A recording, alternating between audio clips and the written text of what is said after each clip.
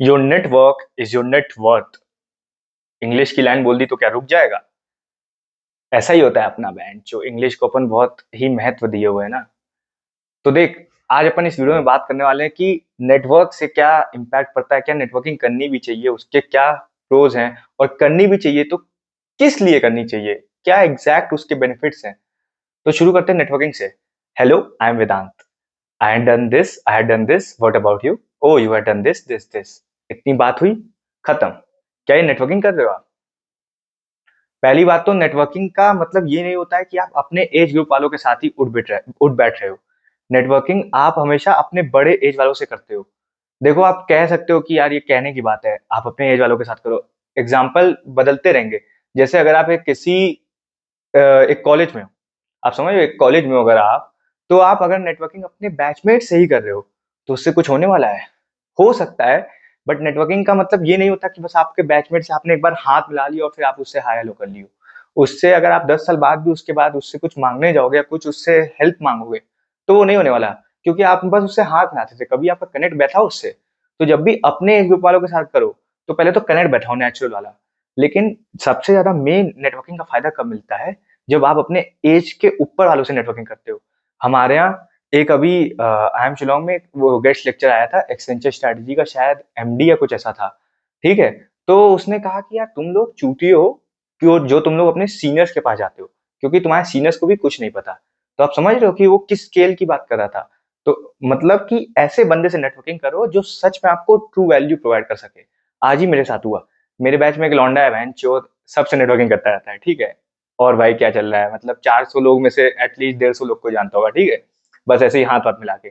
तो क्या वो सच की नेटवर्किंग कर रहा है? नहीं यार, कोई आपको याद नहीं रखेगा, बस लगेगा कि ये चूतिया बेंचो, जब मिल जाता है हाथ मिला लेता है। लेकिन आज मैं अपने आप को नहीं इसमें प्रेस कर रहा। किसी भी समय अगर तेरे को लगे कि ये बंदा अपने आप को प्रेस करने के लिए वीडियो बना रहा है, उसी समय वीडियो छोड़ के चले जाइयो और मेरे को 2 गाली लिख दियो कमेंट में। ठीक है। मेरा इस वीडियो बनाने का मकसद ही नहीं है कि मैं अपने आप को प्रेस करूं। मेरे मन में जो आ रहा है वो आपसे शेयर करूं, ये मकसद है।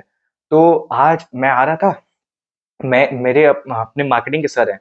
तो मार्केटिंग के सर, मेरे को थोड़ा उनका इन्फ्लुएंस पड़ा मेरे पे। नॉट बिकॉज कि उन्होंने मार्केटिंग कुछ अलग ही बता दिया कि 7 P's इन मार्केटिंग, ऐसा कुछ नहीं। लेकिन उनकी जो कम्युनिकेशन स्किल्स हैं वो मेरे को बहुत ही लुभावनी लगी। मतलब कि बंदा आउट ऑफ सडन 4 चीजों को कनेक्ट करके एक ऐसे प्रेजेंटेबल वे में अपना वो बोलेगा, ह्यूमर, कि बहन जो ऐसी अच्छी सी बात बोल जाएगा कि पूरी क्लास हंस देती है। आप अगर अटेंशन नहीं भी दे रहे हो तो आप उस वजह से उसको अटेंशन दे दोगे। तो मेरे को ये चीज़ बहुत ही लुभावनी लगी। मैं उसके पास किसी और काम से गया था, तो फिर मैंने ये चीज़ भी पूछ ली। तो फिर धीरे-धीरे अपनी बात हुई। फिर मैं साथ चल रहा था, तो सर ने मेरे को ब्रेड ऑमलेट ऑफ़र किया और चाय ऑफ़र की। अपन बनारस के भंगी नहीं है, तो अपन ने चाय और वो ब्रेड ऑमलेट खा लिया। यहाँ पे भंगी से मेरा मतलब था कि यार लालची आदमी, मतलब एकदम गलीज, एकदम गरीब आदमी है अपन, वैसे जो मिल गया फ्री का खाओ। तो खाने के वास्ते बैठ गए अपन, और इसी बहाने सोचा कि चलो सर से 2 बातें हो जाएँगी। तो सर से बात की, तब पता चला कि यार एक बंदा जो आप जिससे बात कर रहे हो, जो आज ऐसा है, एक समय उसके साथ भी ऐसा था कि वो बहनचोद आप इमेजिन भी नहीं कर सकते। सर ने बताया कि वो हिंदी मीडियम स्कूल में पढ़े थे।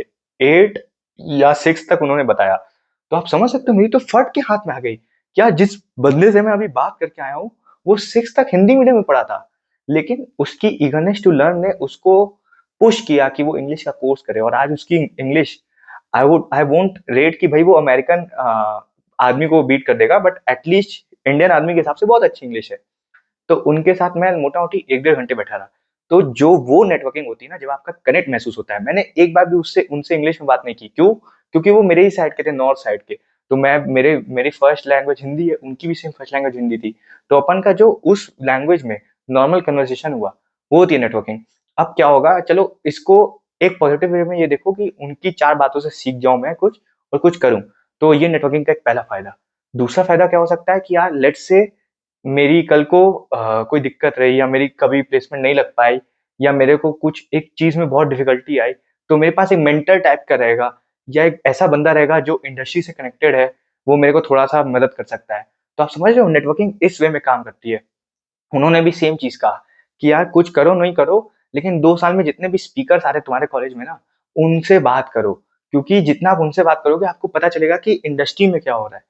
तो इसको नेटवर्किंग कहते हैं। ना कि आप अपने बैट्समैन से मिल लिए और कह दिए, hello my name is Vedant, I am from this place, I have done this, what about you. तो वो नेटवर्किंग नहीं है, वो बस एक ऐसा वाला कल्चर है, समझ रहे हो आप? मैं इतना क्यों हिल रहा हूँ, अजीब नहीं लग रहा है ना? तो इन शॉर्ट मैं आपको यही समझाना चाह रहा था कि यार नेटवर्किंग बहुत ही जरूरी है। मैं ऐसे कई लोगों से मिल चुका अभी कि जिनको उतनी कुछ अच्छी स्किल्स नहीं आती थी, लेकिन क्योंकि उनको पीपल डीलिंग बहुत अच्छी आती थी, लोगों से मिलना पसंद था, चार लोगों से जाके मिलते थे, तो कल को किसी बंदे ने उनको मदद कर दी, और आज उनकी जॉब के अगर पर्सपेक्टिव में देखो तो आप आज उनकी ज्यादा अच्छी जॉब लगी एज कम्पेयर टू वो बंदे जो स्किल्स पे केवल काम करते रह गए। क्योंकि जो आपकी इनिशियल या लेट से आपको 7-8 इनिशियली 5-6 ईयर की आपकी जो जॉब होती है, वो पूरी नेटवर्क की वजह से लगती है। अगर आप किसी कॉलेज में जा रहे हो तो वो जो जॉब आपकी लग रही है वो कॉलेज के नेटवर्क के थ्रू लग रही है, क्योंकि कॉलेज का नाम है इसलिए वहाँ पे कंपनीज आ रही है। सिमिलरली आप किसी बंदे से बात करते हो तो वो आपकी जॉब लगवा सकता है पहले, और वो इतनी शानदार जॉब लगवा सकता है जिसकी आपकी कल्पना भी नहीं की हो। उसके बाद स्किल्स मैटर करती हैं। नेपोटिज्म इसको नहीं कह सकते, इसको कह सकते हैं कि बंदे ने आपको रेफर कर दिया।